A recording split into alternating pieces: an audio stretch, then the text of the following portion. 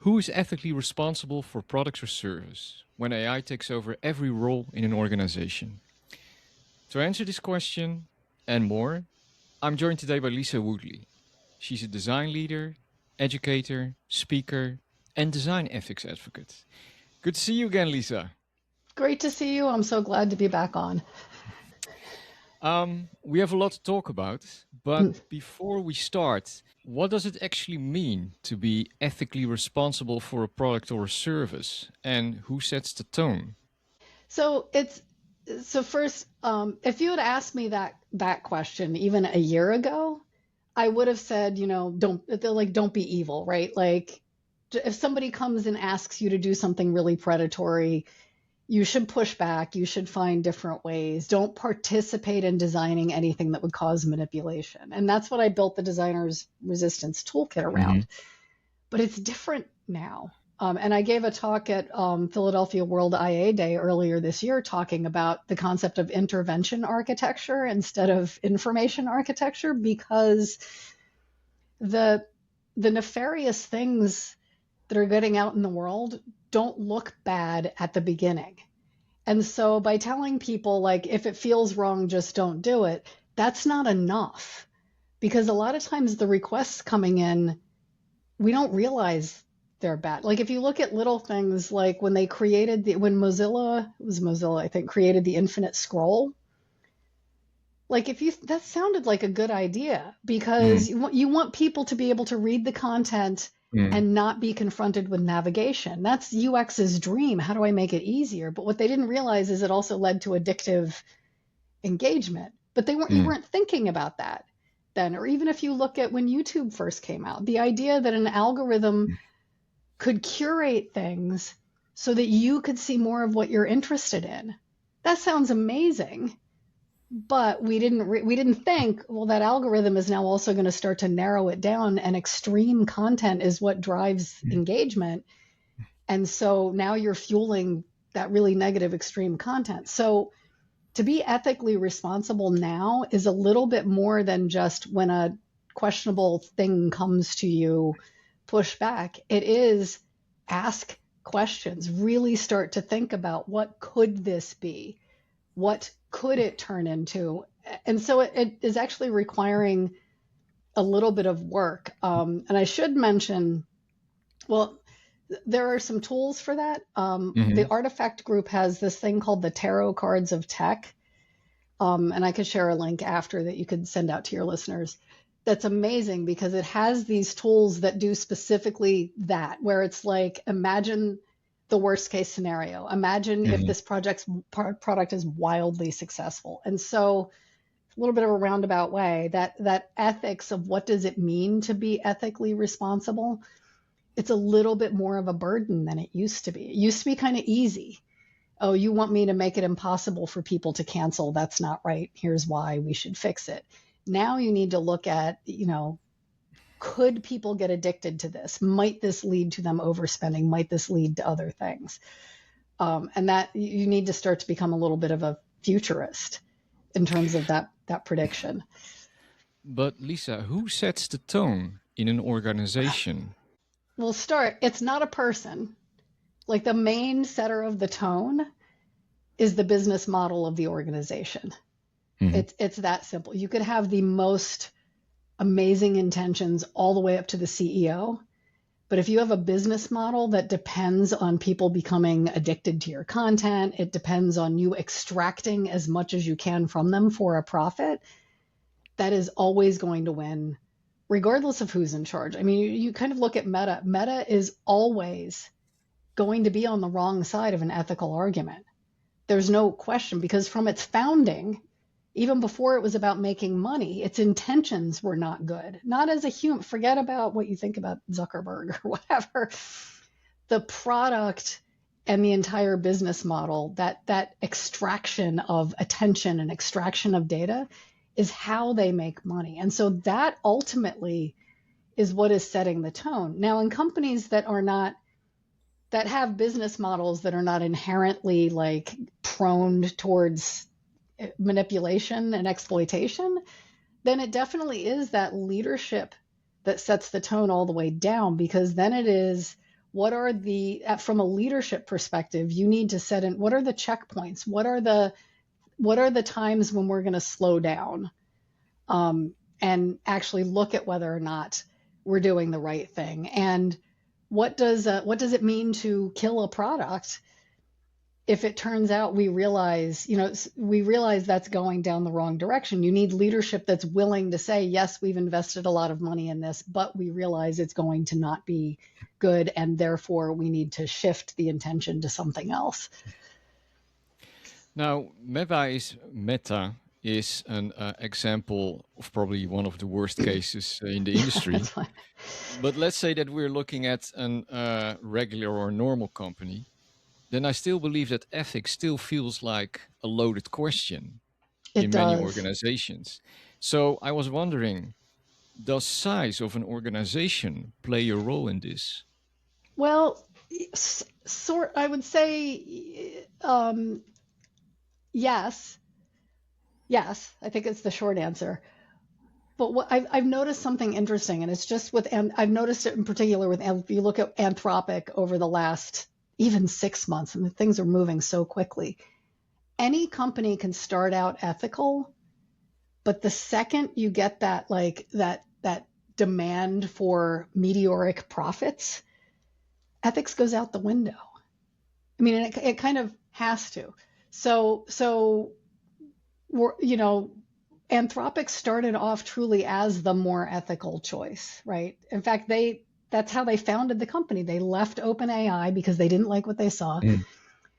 But as soon as you look at what happened, as soon as growth and profit expectations turned that heat up, and what's, and I always, well, I used to have to be a lot more careful when I had a corporate job. But if you literally look at how the economy is set up to make this happen, right? So in any organization, they now have these astronomical growth expectations.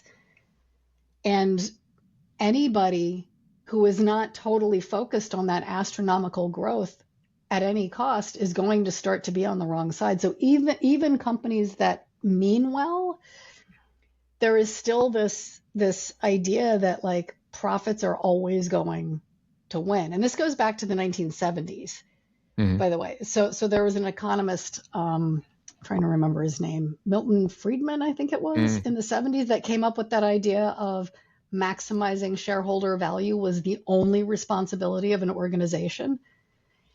And so companies adopted that. So if you think about maximizing profits, our economy now, at least in the United States, and honestly, because it's a global economy, it's impacting globally. They're maximizing profits is your prime directive. Everything else is a nice to have. And so that's kind of how you get even ethical, good companies pushing back on designers who raise ethics. Now, I will say the other issue is the way designers tend to bring up ethics. Is like, I'm going to say, you shouldn't do that because it's wrong. And they're going to see that it's wrong, and they're going to be like, okay, we're not going to do it. And you can't do that. So what you really have to do, and this was some of what I built on the in the toolkit, was you need to find ways to make your ethical argument in a business way. Because I think it is that the companies are focused on profits, but designers are not great at communicating in a way that the people interested in the profits understand. At this moment, ethical responsibility is tied to human control. But do you think that AI maybe can do it too, or even better? I don't think AI can do it at all. And I'll sort of tell you why. AI can't balance the nuances between we're in business to make money and we shouldn't exploit people, right? So I don't think at this point AI is capable of that gray area. So AI, first thing is AI operates on historical data, right? It's the data that's fed in. So if we tell it we need to create an experience that maximizes profits or a product that maximizes, it's going to look at what's worked in the past. And what's worked in the past is companies like Meta and Amazon and the companies that they made their profits. And it wasn't until many years later that we even realized there was a problem. And there's even a debate. Some people still don't think it's a problem. And so it's going to take from that data and follow those business models and then say, well, okay, so you add a parameter, right? Like don't exploit people. But it's going to, like, what does that mean? Like it's the AI, you have to be very specific. So do you mean exploit people now in the future? Do you mean exploit them financially, psychologically? How are you exploiting them? AI can't parse that right now. So I can't even imagine the reams and reams of prompts you would have to write to get AI to the point that it could look at that nuance. And it is a nuance. What I would say is AI is incredibly valuable at surfacing potential risks, right? So you use AI to say, here's the business plan for this product. Here's what we're thinking about doing. What are the risks? But even then, you have to be kind of specific about what the risks are.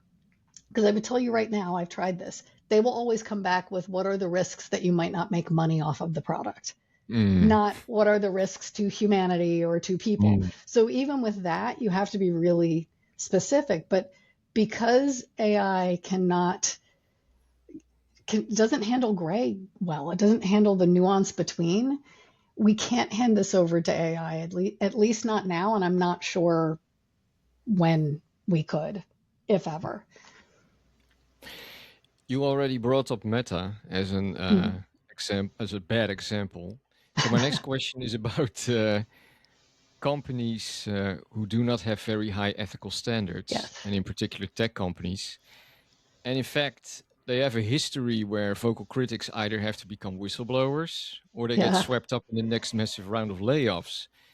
So I was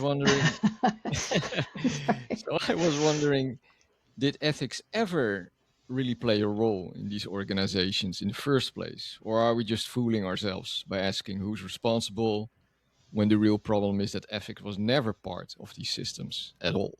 Yeah, so I mean, it depends on the system, but if we're talking about X or Meta or Amazon, ethics was never a part of the equation, ever. Like, so it's counter to the goals of the organization. Like, even just look at, and I mentioned this earlier, the origin of Facebook. Before money was even a thing, there was no way that was going to be anything but evil, right? Like, it was a way to rate hot chicks. Or, you know what I mean? It was some, like, college kids' revenge on pretty girls, or however you want to think about it. Like, and money wasn't even part of the conversation. So that was the seed of it. And then if you look at, things like Amazon and Twitter probably started out fine. That's why I called it X and not Twitter, because there's like that one, there's like those companies, ethics was never part of the equation. And I've talked about it in the Resistance Toolkit. I also spoke at the Throughline conference in January about this. At the Throughline conference, I talked about like how to know when it's leave and when to leave and how to prepare yourself to leave, because the job market's crazy. I get it. You can't just walk. But if you are at one of those companies, you're going to burn out if you try to change it. If you become because there's famous whistleblowers at Amazon. Like the Center for Humane Technology was founded by people who were at those companies that couldn't change it. And that's part of what either prompted them to get fired or leave. So when you look at that, you're like, if those people couldn't change it, and they were kind of high up at some of those organizations, then it's just a single designer is not going to change it. And you have to start thinking about, how can I go somewhere else if I want to do work that doesn't feel like I'm exploiting people? A couple of days ago, I found a survey from HBR, and it was cited by Fortune. And as you maybe can see, it says only 6% of companies fully trust AI agents to handle core business processes. And then it says that 43% is only using AI for routine tasks, and 39% keeps it under supervision or in non-core areas. So It kind of boils down that for most organizations, ethical responsibility still lies with humans. AI isn't running the show. So maybe, Lisa, there's no need to worry about AI ethics at all? Or is that Mm. just a comforting lie that lets the real problem grow? What do you It, think? it's a comforting, and those metrics are comforting. I don't want to say they're lies. The metrics are accurate. So first of all, those low numbers of companies handing the core tasks over to AI doesn't surprise me, but that's not the thing I'm worried about. That's not the metric I'm worried about. The biggest risk right now, and I'd be curious if they went back and said, what's AI adoption? Like, how are you encouraging your employees to use AI and things like that? Because the biggest risk right now is a lot more, it's slower and a lot more insidious than the we're going to hand all of our stuff over. It starts with companies pushing all of their employees to use AI for everything. They position it as empowering to help employees do a better job. And I was part of one of these people pushing that change management of imagine taking the menial tasks away from your employees so you can enable them to do more meaningful work. But that's not what happened when we did this. And I go on LinkedIn and I see people posting like it's about empowering people. I'm like, come on, that's not what's happening. Because what happened was that instead of empowering employees, companies noticed, well, I can get more work from fewer people, right? It enables these people to do their jobs faster.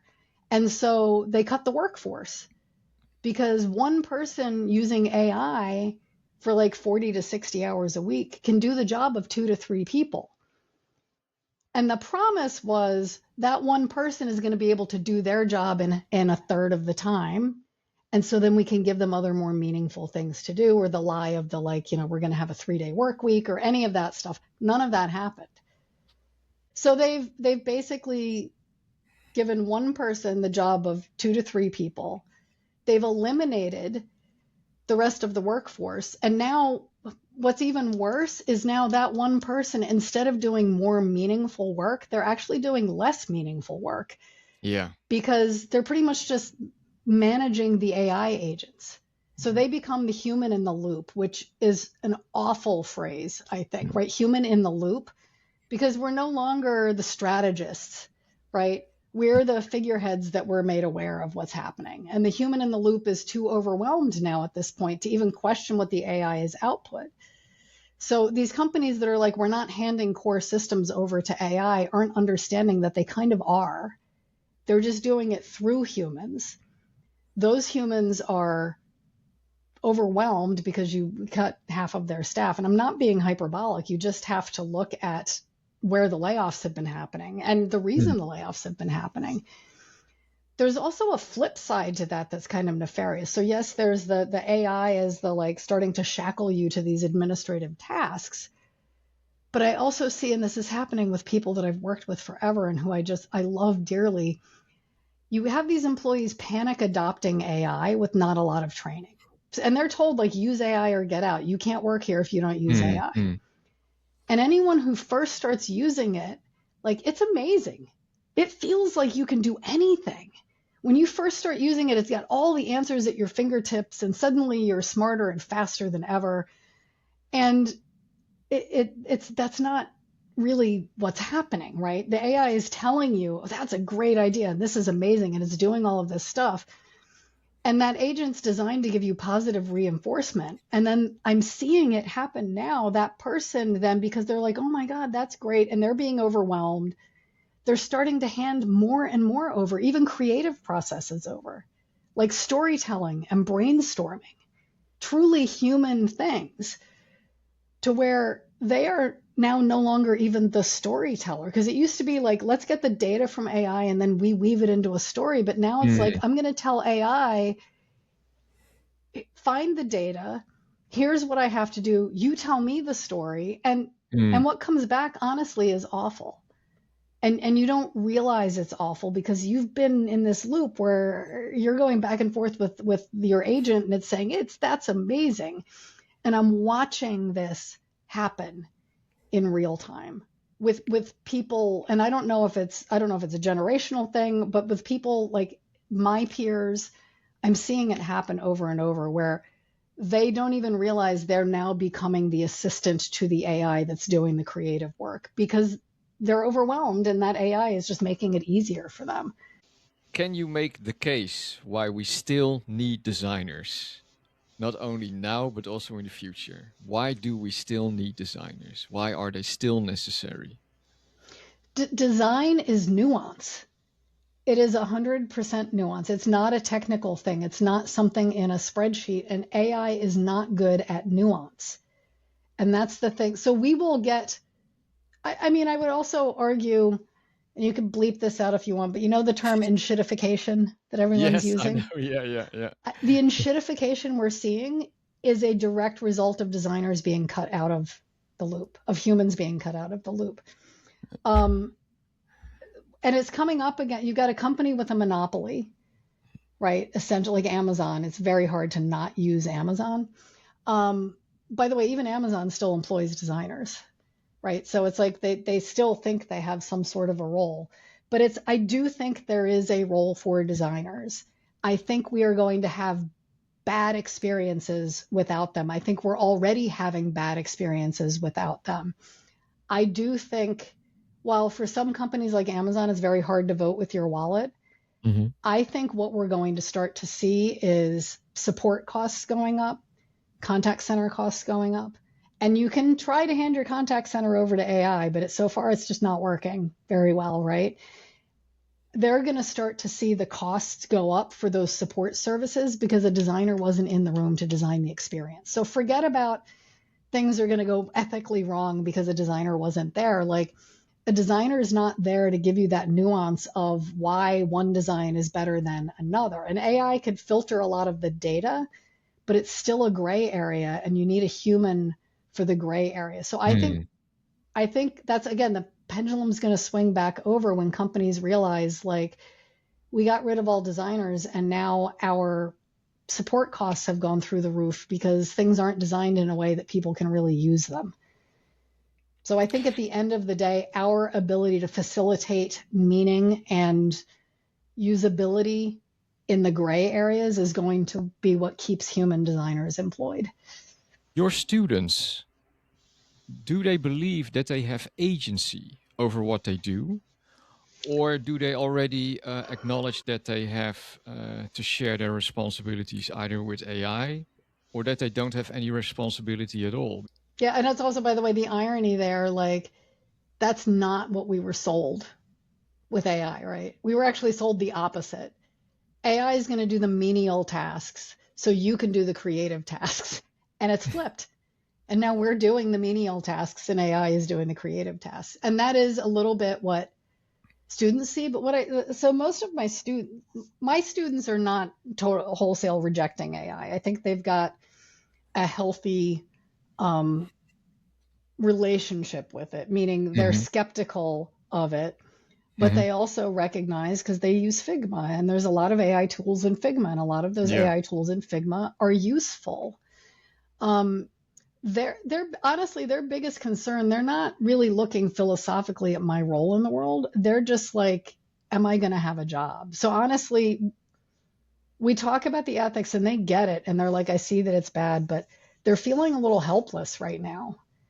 And I can't blame them because they just want an opportunity to prove themselves. And those opportunities aren't there. And then I'm talking to some of my students who got internships and things like that.